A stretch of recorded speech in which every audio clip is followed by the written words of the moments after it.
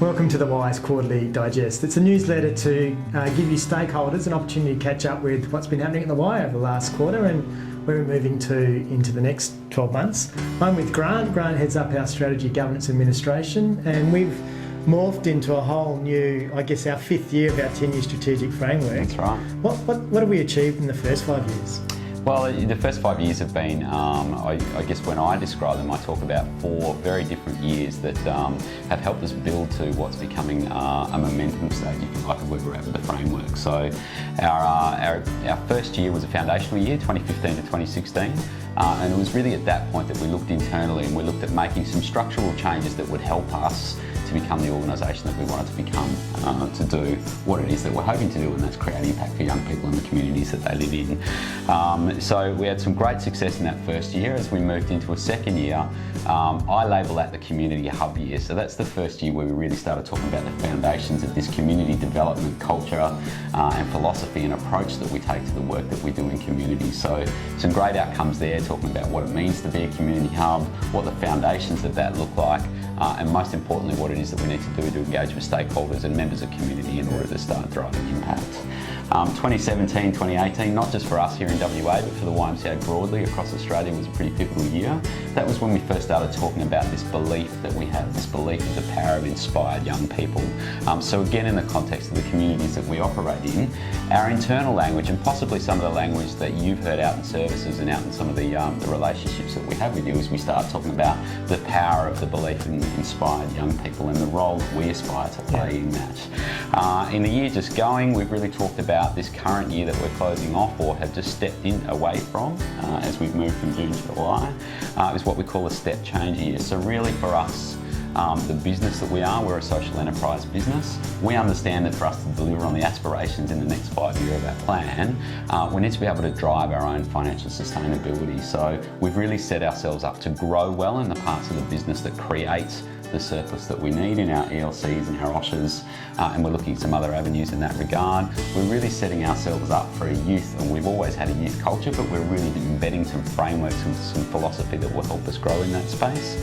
And we're continuing to look at how we increase our focus on community and work with communities in order to deliver this impact. So that year saw us buy a couple of childcare centres, which is something we've done for the first time, for a very long while.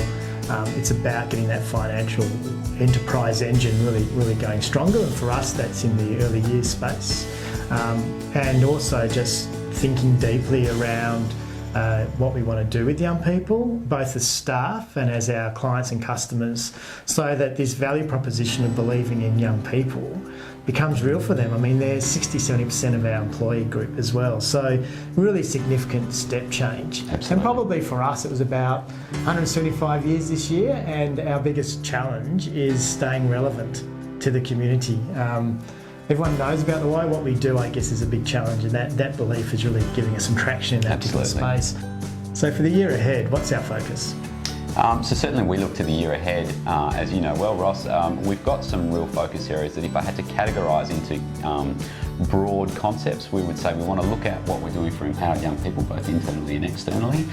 We want to look at what we're doing in regards to community impact, and we really want to make sure, as we've talked about already, that we've got that social enterprise engine going well, because it's that sustainability that allows us to do what we need to do on the mission side of things. So for young people, that means we've touched on this already, but we're really starting to roll out a youth framework and a strategy that sits behind it, that gives us real purpose to what we're doing on that mission side of the business. And I think, Grant, for me, that's super exciting, because we've been looking to move from just being a doing organisation to be a thinking organisation. And in really simple language, that's what this is. It's about our youth-led practice, so that we actually know we've got consistency across WA. Absolutely. Yeah. We've got some exciting developments coming still in that space, looking at some ways that we can work in a school model, if you like, to really pick up on some, that end of the spectrum of kids that really want to get through their education, but have perhaps got some challenges in getting there. So that's exciting development in its early stages for us.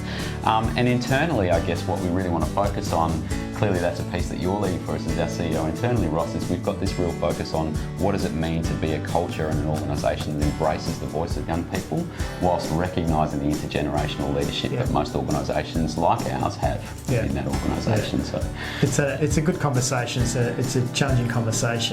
I think it's one of those ones where, for us, we've actually got to just be better at listening Absolutely. Because the voice of young people is very loud.